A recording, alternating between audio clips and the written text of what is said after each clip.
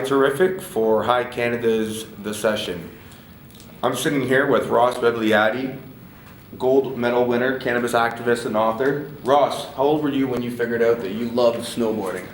That was the summer of '87. Yeah, summer of '87. Now, how did you just see someone snowboard and you were like, hey, I want to try it? Or did you get on one and you were like, this is amazing? Were you a skateboarder before? Yeah, I was a skater and that. And then a couple of my friends went down to the States and came back with snowboards in the summer, in the middle of the summer. And being a skater and that we were kind of landlocked away from any waves that we could surf, we've kind of figured that snowboarding would be like our wave we could surf. So that's why I got into it. And yeah, by the end of the summer I had found my own snowboard, and it wasn't like you could just go to the store and buy a snowboard in those days. Like there was no snowboard stores, or you couldn't even, buy a snowboard anywhere. So it was, you had to be really into it to get one, and I found one, and then started riding that year. We had to go to the States though, because no mountains in Canada allowed snowboarding yet, and so we hit up Mount Baker a lot, and then the next year Whistler or Blackcomb opened up for snowboarding, and a couple of other resorts in BC, and we were off to the races after that. And having won a gold medal and having it taken away, then given it back to you, how do you feel that snowboarding as a sport will adapt to the legalization of cannabis? Well, looking at the whole thing from my perspective, I lived through the whole prohibition thing. I experienced, the stigma of it and the stereotyping of it, after Nagano, coming back with the weed gold medal. And so I think, moving forward, I think we're going to see less stigmatism, and the whole stereotype of who smokes weed is going to change also. And the ultimate goal will be for it to become a non-issue, for it to become commonplace with athletes who are using it to replace, some of the more dangerous and riskier pharmaceuticals that athletes have been exposed to because of injury and stuff like that. And so we're just going to be moving forward into a healthier, way of life. Awesome. So I see that you're wearing a Ross Gold hat. You want to tell me a little more about that? Sure, yeah, Ross Gold, that's our cannabis super brand. We started it about 5 years ago.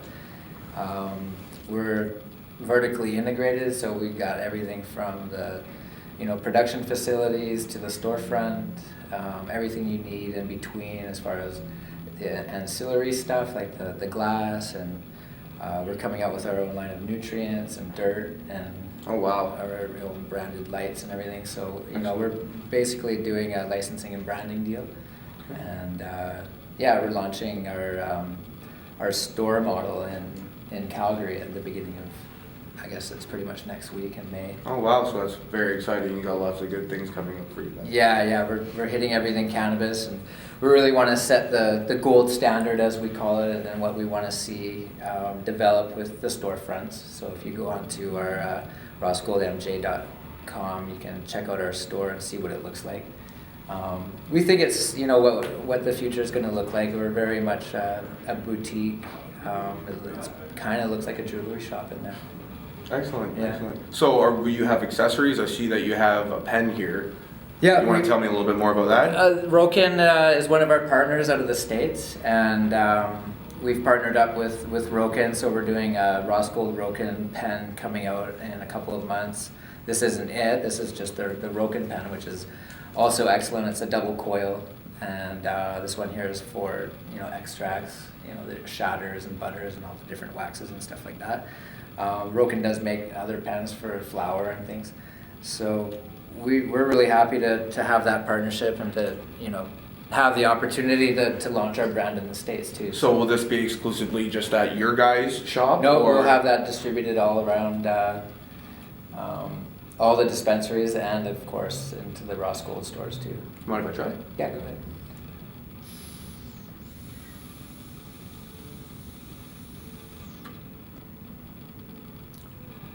Wow. Works very nice. Yeah. Very, very nice. Right? Yeah, give her a try. Yeah, you bet. Wow. So, You're an author of a book. Tell me a little bit more about that. Off the Chain. Yeah. Yeah, so I wrote Off the Chain. I guess we're going on 10 years ago now. It was kind of just something that I did during Prohibition when I wasn't allowed to, be out and doing what I'm doing now. I was, in construction at the time, and I thought that it would be a good chance for me to, put together, the career that I had in sports. There was we talked about the weed incident and everything in Nagano, but it was really more of a journey through my career, how I got started, where I was led, I found my way onto the World Cup tour and living in Europe and whatnot for 10 years, and then boom, Nagano, and then, kind of the aftermath after Nagano, and yeah, so it was kind of a story about that, plus the history of snowboarding rolled into a little book. It's cool. It's got a lot of pictures in it and stuff.